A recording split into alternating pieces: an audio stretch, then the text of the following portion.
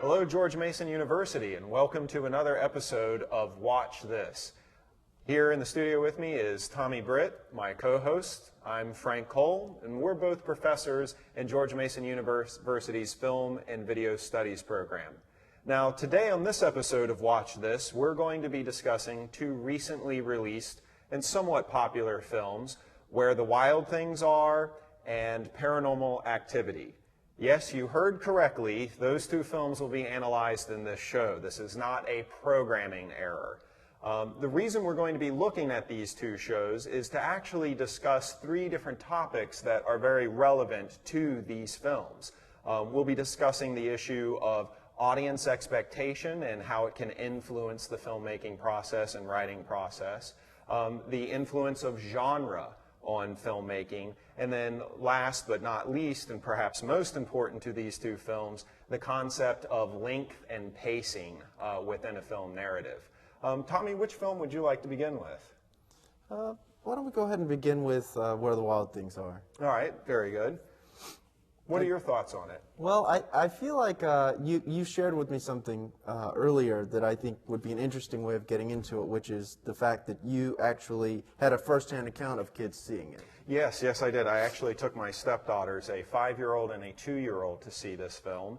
And, well, not to be too harsh, but they were bored out of their minds, specifically the 2-year-old. There was, plenty of visual interest in the film, but just not enough to entertain a 2-year-old for an hour and 45 minutes.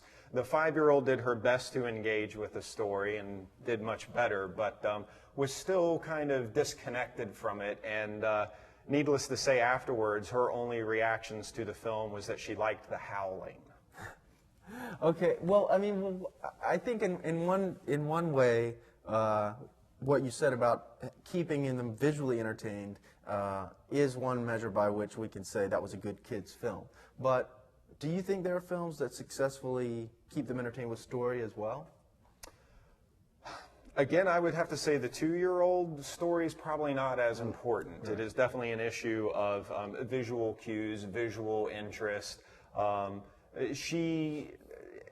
This particular 2-year-old, my stepdaughter Kate, and then other 2-year-olds that I've watching films, the narrative has to be kept very simple. And Where the Wild Things Are, the text, the original book has a very simple narrative, but the motion picture released this autumn did not. It was very complex, more nuanced.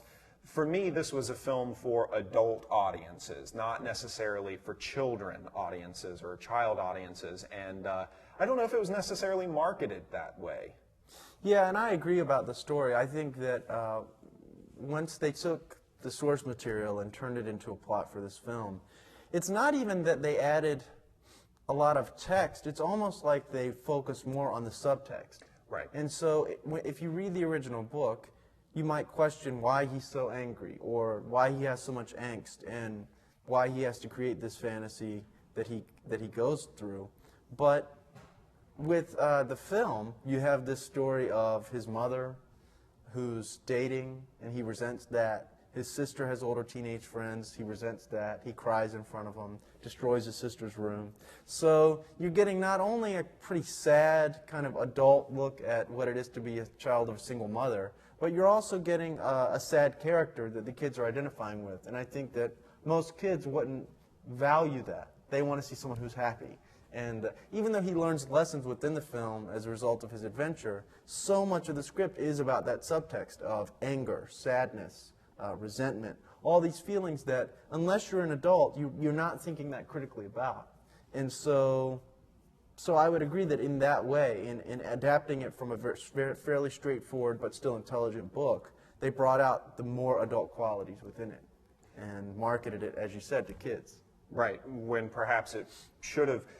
The issue, I suppose, then becomes how could it have been marketed to adults other than reaching towards a generation that grew up with which I think they did. Text. Yes. I think they did that as well, and in reading some of the reports of the opening weekend box office and the age breakdown, they were pretty much able to discern that people who probably treasured this book when they were younger, that segment of the audience was well represented that first weekend. Absolutely.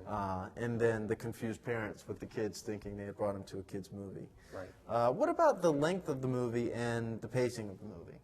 Well, again, I think, for, as an adult film, the pacing was definitely appropriate in the respect that an adult audience clearly has more patience and will pick up on more subtle, nuanced expressions of actors, perhaps some of the room of, meaning and lines being delivered, even the primary function in this film of the wild things were as representations of the many conflicting aspects of Max as an emotional being. Right.